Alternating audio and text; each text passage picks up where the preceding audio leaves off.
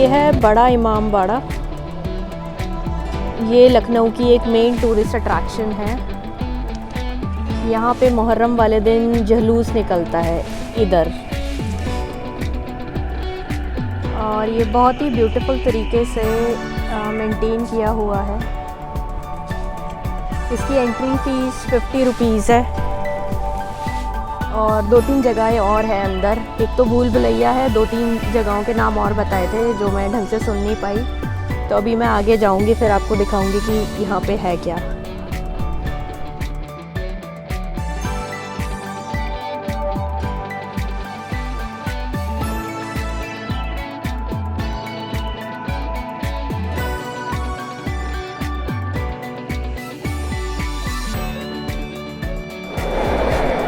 तो यहाँ अंदर आने के लिए जूते बाहर निकालने पड़ते हैं।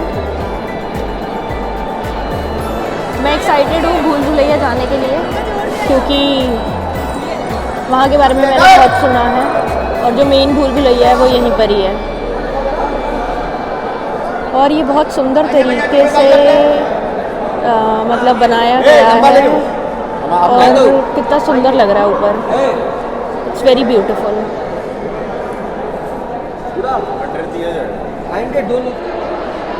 छत बहुत ही ज़्यादा ऊंची है, और ये एरिया भी बहुत साफ़ सुथरा है। तो अभी मैंने यहाँ पे गाइड किया है, वो 3 चीज़ें घुमाएगा, भूल भुलैया, जल महल और बड़ा इमाम बाड़ा। तो मैं उसी का वेट कर रही हूँ।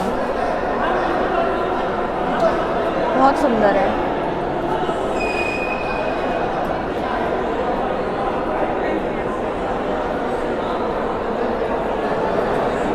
इराक करबला में 72 लोगों के साथ शहीद कर दिया गया था। हर कोई इराक करबला नहीं जा सकता, इसलिए वहाँ की नकल बनाएगी ताकि लोग आके यहाँ पे ज़ियारत कर सकें, दर्शन कर सकें। इस इमाम बाड़े को बड़े इमाम हसन की याद में बनाया गया। हसन हुसैन की याद में आपने ताज़ीम औलद में देखी होंगी। हसन की याद में बड़ा इमाम बाड़ा, हुसैन की याद में छोटा इमाम बाड़ा। पहले आपका गाइड आपको दिखाएगा भूल भुलैया, जो आपकी 4 माले की बिल्डिंग है। टिकट चेक वो बात हम फिर से बता दें कि लखनऊ वाले जो हमारे साथ चल रहे होंगे तो उनके मेहमान आते तभी लखनऊ वाले कभी नहीं घूमते। ये सोच के नहीं आते कि हमारा मेहमान आया, वो समझ गए जो उनको लेके आए। आइए धीरे धीरे आगे बढ़े। अब शुरू हो रही है भूल और तो अब हम बढ़ रहे हैं भूल भुलैया की तरफ।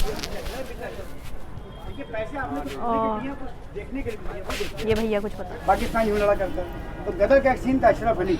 तो सीन तो आपने इसे देखा होगा, ये लंबी लंबी सीढ़ियाँ बनी नीचे वाली।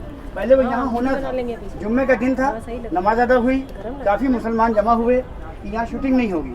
तो यही सीन हमारे लखनऊ में, क्यों झूठ बोले, लखनऊ में कैंट है, वहाँ लामा टीजन कॉलेज है। तब ये सीन वहाँ फिल्माया गया था। बात समझिए हम क्या कह रहे हैं। फिल्माया गया था, हम क्यों कहते हैं यहाँ हुआ, यहाँ वाली बात पकड़ लेंगे। और ये गेट है। अब आप चाहें तो मैं 5 मिनट में रुक जाता हूँ, आप लोग ये फोटो खींचिए, उसके बाद वहाँ से मुलबनिया उतरेंगे। एक फोटो निकालिए, इसका बहुत अच्छा फोटो आएगा। तो ये भूल भुलैया का रास्ता है।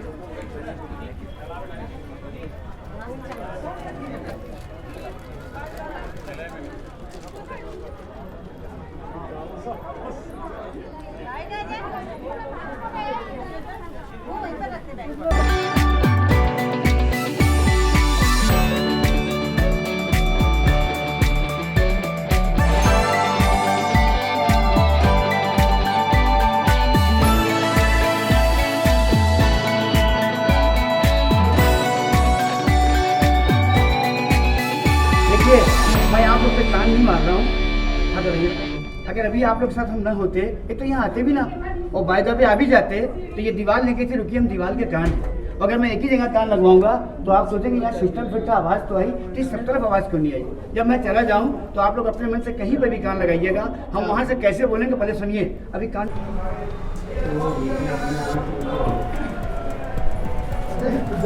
तो ये रास्ता भूल भुलैया की तरफ जाना है। बहुत ही छोटी सी गली टाइप है। चल तो आगे जाओ। और यहाँ पे 124 रास्ते हैं, उसमें से सिर्फ एक ही रास्ता बाहर निकलने का है। 123 रास्ते गलत है, ऐसा ये बता रहे हैं।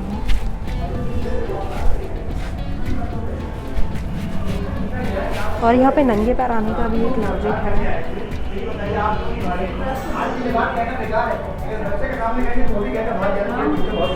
वो कहने कि हमने जब तक अपना होश संभाला। तो यहाँ पे लॉजिक है नंगे पैर आने का कि अगर कोई बंदा यहाँ पे भूल जाए, मतलब फंस जाए और वो बाहर ना निकल पाए, तो ये लोग चप्पल देख के पहचान लेते हैं जब शाम को सब निकलते हैं कि बंदा कोई फंसा हुआ है, कोई रुका हुआ है जो अब तक बाहर नहीं आया, तो ताकि वो भूल भुलैया से उसे निकाल सके। ये इनका लॉजिक है, इसीलिए यहाँ पे सब नंगे पैर हैं।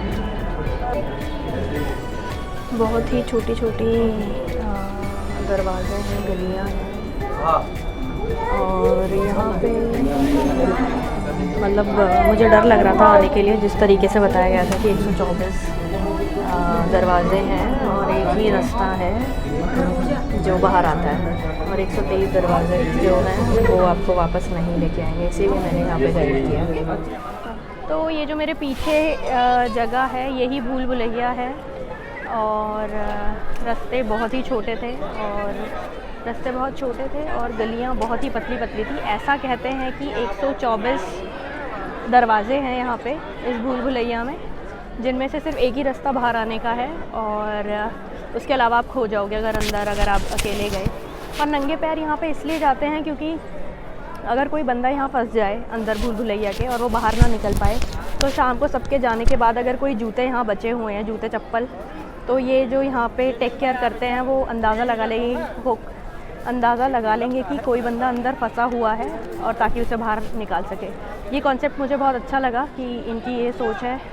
एक टाइम पे आके तो मैं खुद डर गई थी, मतलब गली इतनी पतली कि सिर्फ एक ही बंदा उसके अंदर जा सकता है। फिर मुझे ध्यान आया मेरे साथ बहुत सारे लोग हैं, तो मुझे डरने की ज़रूरत नहीं है, मैं यहाँ से बाहर निकल ही जाऊँगी। ये ऊपर वाली सारी भूल भुलैया है। तहखाना भी था और सुरंग भी थी, सुरंग भी देखी, पर इन्होंने बंद कर रखी है उस सुरंग को अंदर से, ताकि कोई बंदा गलती से गिर ना जाए वहाँ पे। फॉलो करो, नीचे आइए। तो ये है बाउली, और यहाँ पे बहुत सारी मूवीज़ की भी शूटिंग हुई है।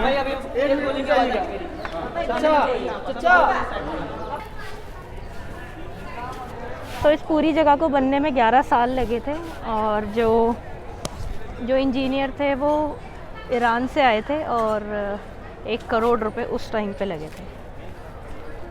और जो पीछे बाउली थी वो वहाँ पे पानी भरा जाता था, और उसको यूज़ किया गया है इस जगह को बनाने के लिए। और पद्मावत मूवी का जो एंड वाला सीन है जिसमें दीपिका अपने आप को जला लेती है लास्ट में, यहीं पे वो शूट हुआ है। तो बहुत सारे फैक्ट्स थे जानने के लिए, और अचंभित करने वाली चीज़ें भी थी। उस टाइम पे जब कैमरेज नहीं होते थे, कैमरा वहाँ उस टाइम पे होता नहीं था, तो एक जगह है वहाँ पे पानी के रिफ्लेक्शन से मेन गेट पे जितने भी लोग आते हैं वो दिखता है। So it's quite interesting, I like this place. और अगर आपके पास टाइम है और आप हिस्ट्री से रिलेटेड चीज़ें जानना चाहते हैं तो आप यहाँ पे आ सकते हैं। अब यहाँ से निकल के हम जाएंगे छोटा इमाम बाड़ा, वो भी यहाँ से 1 किलोमीटर की दूरी पर है, और फिर अपना दिन ख़त्म करेंगे। मतलब ये इमाम बाड़े वाले सारी चीज़ें हम कवर कर चुके हैं ऑलमोस्ट। तो यहाँ घूमने में आपको 1-1.5 घंटे से ज़्यादा लगेगा, और ग्रुप के साथ ही यहाँ पे गाइड मिलता है। मैं चाहती थी कि मुझे कोई पर्सनल गाइड मिले, बट यहाँ पे कोई रेडी नहीं था उस चीज़ के लिए। और बस एक बार हमने गाइड छोड़ भी दिया था इसी चक्कर में कि हम चाहते थे कि गाइड हमें अकेले मिले, और पर यहाँ पे कोई भी अकेला जाता नहीं है, तो ग्रुप होना चाहिए। और हम 2 ही लोग थे, तो इसीलिए उन्होंने हमें एंटरटेन नहीं किया, और हमारे पैसे हमारे मुंह पे दे के मारे निकलो यहाँ से। फिर कोई और बंदा हमें मिला, फिर हमने उससे पूछा, मतलब वो हमारे पास खुद आया कि चलो ठीक है आप हमारे साथ चलो। तो बस अब हम अपने जूते पहनने जा रहे हैं। इस पूरी जगह पे नंगे पैर ही घूमा जाता है। अपने जूते पहन के अब हम यहाँ से निकल रहे हैं।